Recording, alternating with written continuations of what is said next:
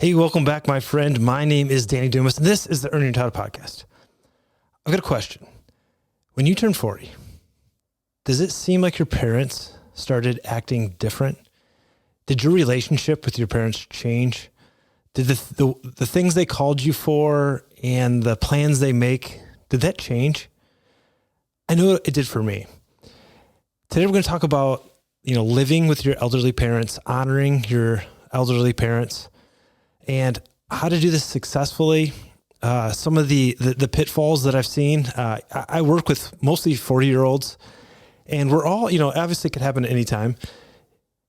There's something weird. And for a long time, I couldn't put my words into the experience I was having with my parents. And my parents are doing great. They're in their 70s. I'm 46 now, and they're totally thriving. They don't need me. They are not asking me to pay their bills, or, I'm not taking care of their health. I'm not at that point, in their 90s that might happen, but I'm not there. But just our daily interactions, I started noticing probably 7 years ago, that they were different, and I didn't have the words. Well, the other day I was listening to John Deloney. He's a psychiatrist on the internet. He's got a great podcast, and people call in with problems and issues, and someone was talking about how to honor their elderly, that their dad, was doing some weird stuff. And he said, someone gave me a very interesting insight into how you are interacting with your parents. And he said, when you were a kid and you went to the movies or the mall or whatever it is, you would say, my parents took me to the mall. Those were the words you would use. And then maybe in your 20s, 30s, 40s, maybe 50s, if you were going to the mall with your parents, you would say, I went with my parents to the mall. Well, at some point, I want you to make the switch to I'm taking my parents to the mall. Very small switch. But if you think about it, let's say make it the zoo. If you said, I'm taking my 4-year-old to the zoo, would you expect her to buy the tickets online by herself? Would you expect your daughter to, drive there? Would you expect your daughter to know that you probably shouldn't bring your own food to feed the penguins? All these little things that you wouldn't expect your 4-year-old to do. If you can switch your mindset and say, I'm taking my parents to do something, that you are taking the responsibility of taking them with you. Because when he said that, the light bulb went off. We just went on a family trip. And me and my sisters, we found the Airbnb, we decided the week, and my parents just said, tell us when and where we'll be there. And then my sister went to the airport and picked them up. They drove with my sister to the beach. We hung out, we had a great time, and then we drove them back to the airport. And when I realized that I am in the moment of life where I am doing things for my parents, and that I have the ability to do that, and that's the first thing. I am so blessed. And if you have both parents in your life, you are so blessed to still have that. If your kids get to interact with your parents, their grandparents, step one, you are a blessed person. And I am so blessed. And it's worth all the challenges that you might start to experience. And, my mom and dad, I am sure are listening to this. They are probably the first people to listen. The podcast comes out at 4 a.m, and my mom and dad are both heading to the gym. So mom and dad, drive safe. My parents are doing great, but there is definitely differences. When I was little, my dad took me turkey hunting, and for a long time, me and my dad have hunted together. And I haven't got to the point yet where I'm taking my dad hunting, but I know in the springtime, we're going to go turkey hunting. And I know my dad is going to hunt way more than me. He's going to take 10 or 15 people hunting, sometimes for the first time. And when he does that, he videos the experience, walking in, calling, the shot. And I know that when it comes time to edit the video, he is going to call me probably 2 or 3 times, not knowing how to export it, where the file went, why it's blurry, why it's not blurry, why the audio and the video don't sync up. And, it would be easy for me to get frustrated. Like, Dad, I just showed you last year how to do this. But what I realized is he has created a relationship with me that he feels comfortable being vulnerable and saying, I don't know how to do this. He never grew up as a teenager editing movies on a computer. Obviously, he didn't have a computer when he was a teenager. He didn't have a computer in his 20s. He didn't get a computer till he was 30 or 40 years old. It would be acceptable that he doesn't know that technology deep down inside. I was at work the other day. We were talking about some new techniques and new medicines. And I was saying, yeah, I've learned these academically, but I learned the other stuff, the old way, the different way in school. And I spent hundreds of hours learning how to do that. And now we don't do that anymore. It's this new thing. And I'm very honest. I don't feel super comfortable. And that's me as a 46-year-old man living in a world that's moving rapidly. Imagine what your parents are going through. So one, when it comes to technology, just give your parents a break. They can't figure out how to, use a QR code, that you don't take a picture of it, that you scan it. Imagine that you're taking them through technology and it will just change everything. That it's acceptable that they don't know. And then just help them. When they're reaching out, okay, help them. You know how to do something. Just like if your 4-year-old wouldn't know how to buy tickets to the zoo online, your mom and dad might not know how that works either. And you're thinking, yeah, but it's so easy. It's not for them. It is not for them. Now, do I wish that they were a little more open-minded and maybe paid attention a little bit? Yeah, because maybe it's the 5th time you showed them. But just take this as a opportunity to interact with your parents that I guarantee you will miss when they're gone. So step one, with technology. Just assume they don't know how to do it, and assume you're going to have to show them over and over and over again. Because honestly, if you had to go, type a paper with a typewriter right now, you wouldn't know how to do it and they would be able to help you. There's things that they can do that you don't know how to do because it's been a really, really long time. So just look at it as an opportunity to share your knowledge, help your parents. That's step one. Or that's one challenge, technology. Another challenge is physical disability, physical incapability, and physical changes. Several years ago, my dad realized he needed hearing aids, and he knew that. I don't think he was in denial. He grew up playing in bands in college, playing the drums. He knew he had some hearing deficit. And he probably got him around Thanksgiving time, and Christmas comes, and my whole family's there, where there's like 20 people in the house. And he looks at me and says, "Are you guys always this loud?" He was finally experiencing the full effect of 20 people, 12 of them being kids. And we're like, yeah, we're this loud. But prior to that, there would be times where I would say something to my dad and he would be looking at me. And then later on, I'm going to execute on the things that I thought we had planned together. And it was like he had no idea what we're talking about. And it's easy to go, is he ignoring me? Or worse, is he getting dementia? Is he starting to forget? Well, the truth was he never heard me. And you might have experienced this with your wife, where men, we're task focused. We have one thing that we can focus on, and that's it. And we're doing that one thing, and your wife starts talking to you and you're not listening. It's not you're ignoring her, is that you're focused on one thing. And what I had to do, and because I'm not good at this, is when my wife was talking and I realized that, say I was on the computer doing something, I would shut the computer, I would look at her and say, "Hey, could you repeat that? I didn't hear you." I wasn't ignoring you, because I would have to be paying attention to you and then choose to not pay attention to you. That's ignoring you. Your parents aren't ignoring you. They're probably not suffering from dementia. They might not be hearing you. And this can be a battle. I know I've got friends that they say, "Man, my dad needs hearing aids so bad and he will not do it." Very frustrating, right? It affects your life. It affects their life. And for some reason, there's a point of pride. I don't know what it is.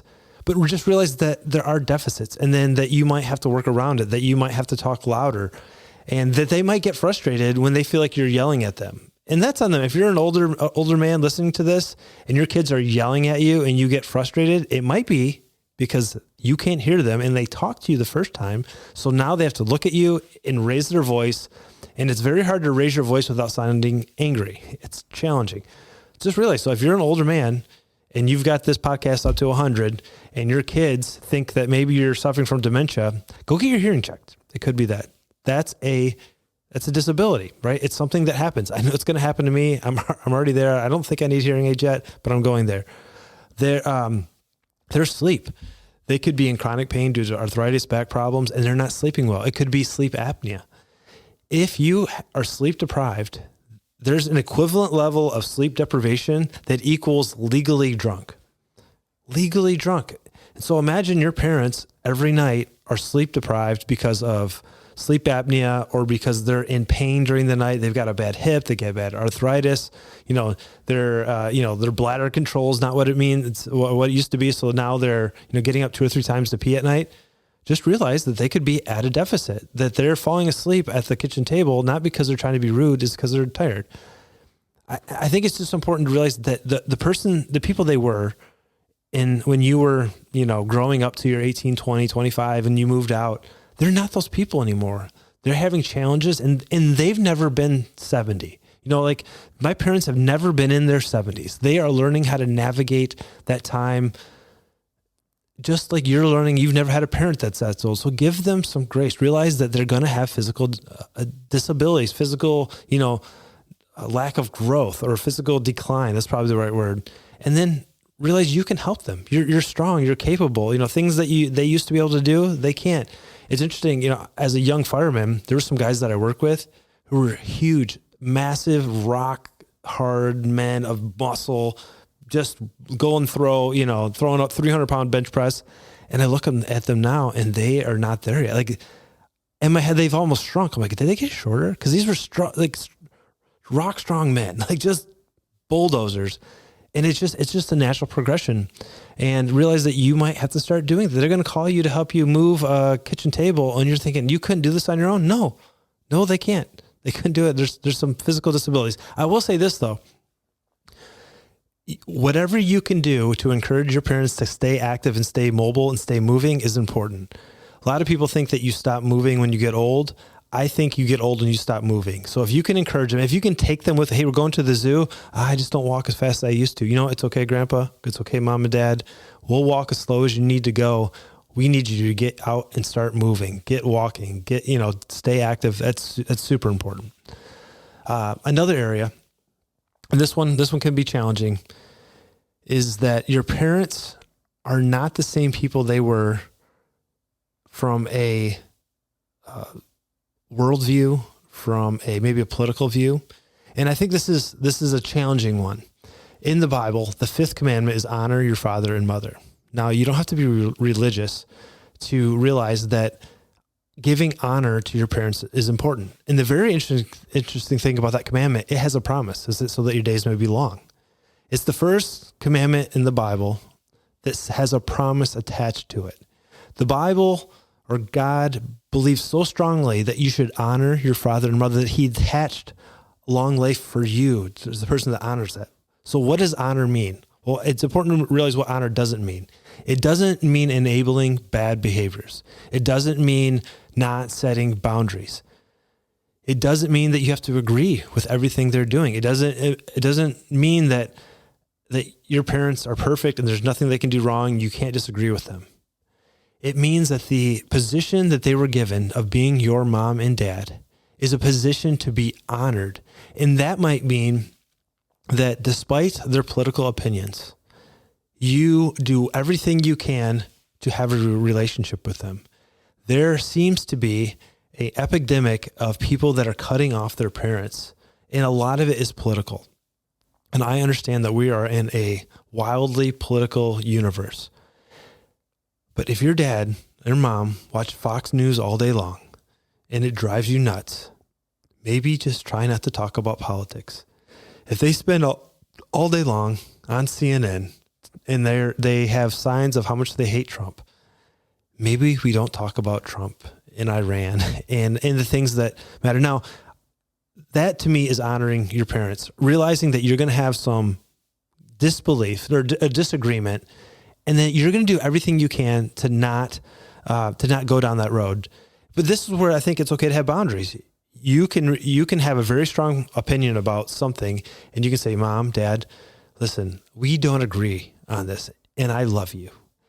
It would be better for me if we don't talk about that. It bothers me. I don't appreciate your view. I don't understand your view. Can we just talk about the Lions? Can we just talk about the Tigers? Can we talk about the weather? Just that's honor. Keeping a relationship with them, setting boundaries. Now, if they violate those boundaries, then maybe you can't be around them. And that's okay. I think, when we have kids and our parents become grandparents, one, realize they've never been grandparents before. and things change. They become super liberal with the candy, and you grew up and they wouldn't give your kids any candy. And I think that's a time where you got to back up a little bit.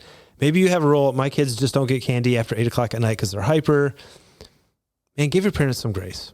Let them be grandparents. Let them spoil the kids. Let them give some candy. Now, back that up. If your kid has a deathly allergic reaction to peanuts and your mom is giving them Snickers, that's okay. Then that's a boundary. Mom and dad, if you're going to continually threaten my child's life, or maybe it's not even as severe, they get eczema when they have red dye 40, whatever, and you're giving that them and it's harming them, then they can't come over. But I think it's important that we set boundaries and then do everything possible to be in the lives of our parents. Because if the natural course of things goes on, they're not going to be with us forever, right? You're going to spend a significant period of your life without your parents. Don't let political beliefs, don't let, what you want your kids to eat or not eat. Don't let, goofy little things keep you away from your parents. The other thing to realize with your parents is that it is not their responsibility to raise your kids. Now, it is so helpful that my mom and dad can watch my kids, but I don't think it's their responsibility. And I think sometimes grandparents, especially when they spend a lot of time, maybe they watch their kids daily, they feel like they're cheated out of the ability to be parents or grandparents because they're acting like parents and caretakers. And to me,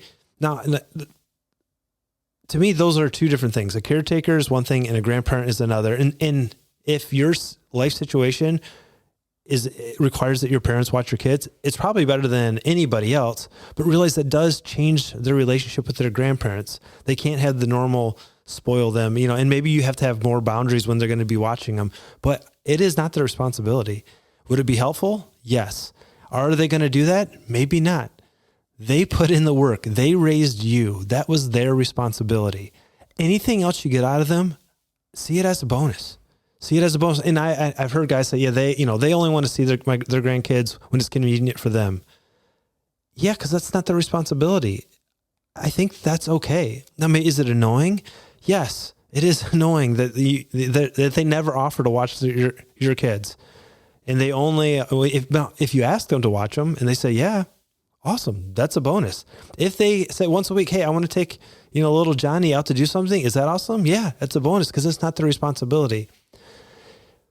The last thing I'm going to leave you with is that there's things that your parents are going to do that are going to annoy you just in general. The way they load the dishwasher, the way they, want to do something with their car, they clean their house, the way they want their furniture, and we want them to change. Realize that it has taken them however long they've been alive to become the person they are. The odds of them changing are very slim. You're not the person you were when you were 20. You're not the person you were 5 years ago. The odds of you changing drastically in a year are very slim. So don't write off your parents because they are who they are. There's some things that maybe it is even really inappropriate. It's probably not my parents, but as a 47-year-old, my grandparents' generation. If you ever met a Marine that was fought in World War II and was any of the battles in Pacifica, Iwo Jima and Guadalcanal, they might have some very strong opinions about Japanese people. Maybe you even using derogatory terms. And it would be easy to go, can't you change? Can't you, that's wrong, grandpa, don't talk like that. And while you don't have to condone it, and it could be definitely wrong, I think it's important to realize that their life experience is different than yours. You've never had anybody trying to kill you. You've never had anybody that killed your friends, and realize that the trauma that they're dealing with from that has drastically changed the way they see this world. And while I'm not asking you to accept it, I'm asking you to understand it. And, for my generation, it's Vietnam. My parents, they had friends that went to Vietnam. My dad got drafted, thank God. He got to go to Germany and didn't have to experience the horror. But some guys I work with were Vietnam vets, and the words they used to describe North Vietnamese were not politically correct. And it'd be easy to write them off as racists and bigots and all these things. And, over time, time changes and time heals wounds.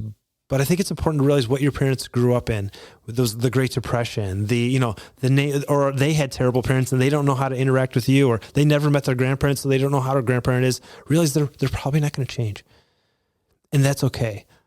Honor them. Honor the position of mom and dad. Love them. Show your kids how you want to be treated when you're older. I always tease my mom. It's like, if you give me a hard time, I'm going to put you in a terrible nursing home. I get to make that decision, so be nice to me. We're laughing about that. But in reality, my kids get to see how I'm treating their parents. And I'm going to treat my parents as best as I possibly can. I'm going to answer their computer questions every time I can. I'm going to speak louder and slower when I need to. I'm going to help them, get their email on their phone and not get scammed and, all these things. I'm going to help them do that because I want my kids to do that for me. I hope you have a family member, a parent in your life that you can go out and love generously with patience and respect and honor. If you don't, I'm sorry for you, my friend. I honor their memory and the person that they helped you become. I hope you've enjoyed this podcast. I am looking for 3 guys that I can help with a specific problem, whether that's relationship, financial, physical. I would love for you to reach out. There'll be a link at the end of this podcast in the show notes. As always, my name is Danny Dumas, and I will talk to you later. Bye.